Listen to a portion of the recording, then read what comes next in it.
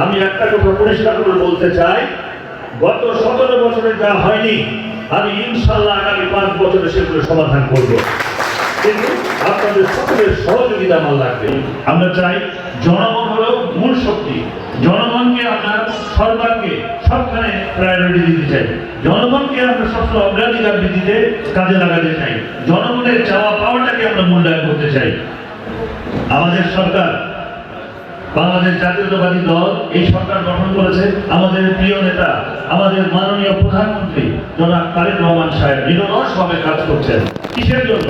জনগণ আমাদেরকে ভোট দিয়েছে, আমরা জনগণের আশা আকাঙ্ক্ষার প্রতিফলন ঘটাতে চাই। প্রত্যেক ক্ষেত্রে আমরা চাই সামাজিক উন্নয়ন হোক, সমাজে আমরা যেন সবাই নিরাপদে বসবাস করতে পারি সেই ব্যবস্থাও আমাদেরকে করতে হবে।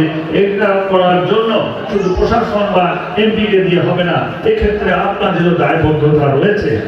আপনাদের এলাকায় অনেক রাস্তাঘাট সমস্যা আছে, অনেক রাস্তাঘাটের সমস্যা আছে, অনেক রকম মসজিদের সমস্যা আছে, মন্দিরের সমস্যা আছে, বিভিন্ন রকম সমস্যা আছে।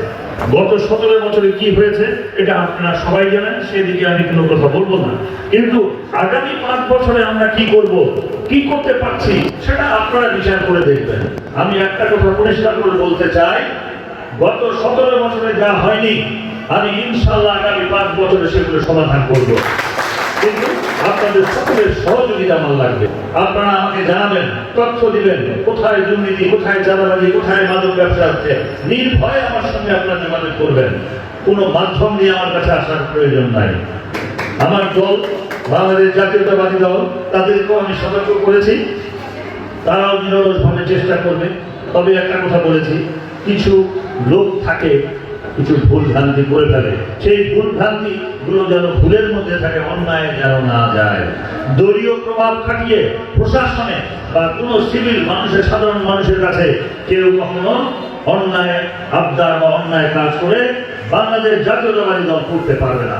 তাই আপনাদের কাছে অনুরোধ করবো, যে কোনো তথ্য, অনিয়ম, দুর্নীতি, যে কোনো সমস্যা দেখবেন, আপনারা আমাদের উপজেলা নির্বাহী অফিসার সাহেব আছেন, আমাদের থানা ভারপ্রাপ্ত কর্মকর্তা আছেন, ওনাকে আপনারা জানাবেন।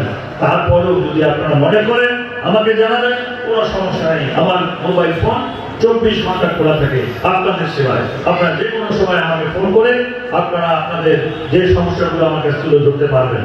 আর একটা কথা বলি, এই বাংলাদেশটা আমাদের সবার, সবাই মিলে এই দেশটাকে সুন্দর করতে হবে। আমি একটা চাইলে হবে না, আপনাদের সকলকে চাইতে হবে।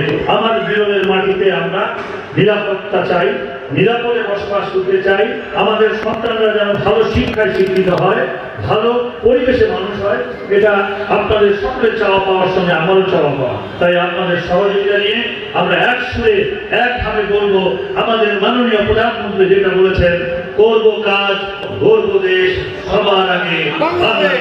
সকলকে ধন্যবাদ। আসসালামু আলাইকুম। আদাব।